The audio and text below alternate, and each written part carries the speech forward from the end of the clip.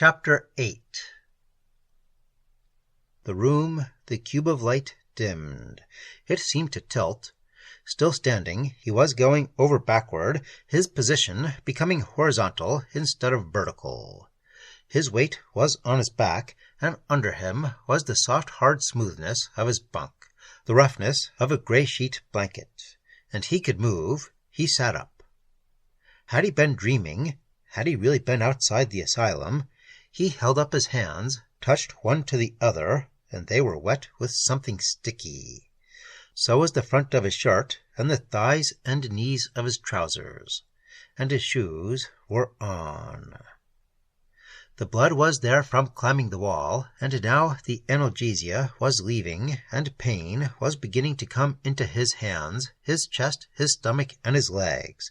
Sharp, biting pain. He said aloud, "I am not mad! I am not mad!" Was he screaming it? A voice said, "No, not yet." Was it the voice that had been here in the room before, or was it the voice of the man who had stood in the lighted room, or had both been the same voice? It said, "Ask, what is man?" Mechanically he asked it. Man is a blind alley in evolution who came too late to compete, who has always been controlled and played with by the brightly shining, which was old and wise before man walked erect. Man is a parasite upon a planet populated before he came, populated by a being that is one and many, a billion cells, but a single mind, a single intelligence, a single will, as is true of every other populated planet in the universe. Man is a joke, a clown, a parasite. He is nothing. He will be less. Come and go mad. He was getting out of bed again. He was walking through the doorway of the cubicle along the ward, to the door that led to the corridor. A thin crack of light showed under it, but this time his hand did not reach out for the knob. Instead, he stood there, facing the door, and it began to glow. Slowly, it became light and visible. As though from somewhere an invisible spotlight played upon it, the door became a visible rectangle in the surrounding blackness, was brightly visible as the crack under it.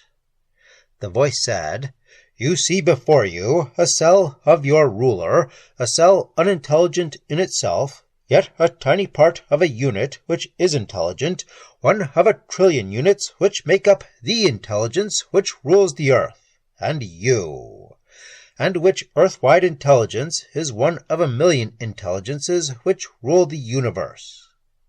"The door? I don't—" The voice spoke no more. It had withdrawn, but somehow inside his mind was the echo of silent laughter. He leaned closer and saw what he was meant to see.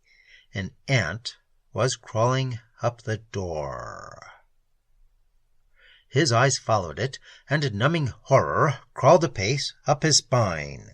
100 things that had been told and shown him suddenly fitted into a pattern of sheer horror. The black, the white, the red, the black ants, the white ants, the red ants, the players with men, separate lobes of a single group brain, the intelligence that was one. Man, an accident, a parasite, a pawn. 1,000,000 planets in the universe, inhabited each by an insect race that was a single intelligence for the planet. And all the intelligences together were the single cosmic intelligence that was God. The one-syllable word wouldn't come. He went mad instead. He beat upon the now dark door with his bloody hands, with his knees, his face, with himself, although already he had forgotten why, had forgotten what he wanted to crush. He was raving mad, dementia praecox, not paranoia, when they released his body by putting it into a straitjacket, released it from frenzy to quietude. He was quietly mad, paranoia, not dementia praecox, when they released him as sane 11 months later. Paranoia, you see, is a peculiar affliction. It has no physical symptoms. It is merely the presence of a fixed delusion. A series of Metrazol shocks had cleared up the dementia praecox and left only the fixed delusion that he was George Vine, a reporter.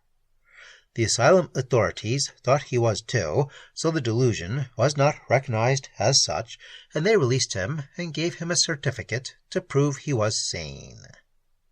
He married Claire. He still works at the Blade for a man named Candler. He still plays chess with his cousin, Charlie Dorr. He still sees, for periodic checkups, both Dr. Irving and Dr. Randolph. Which of them smiles inwardly? What good would it do you to know? It doesn't matter. Don't you understand? Nothing matters.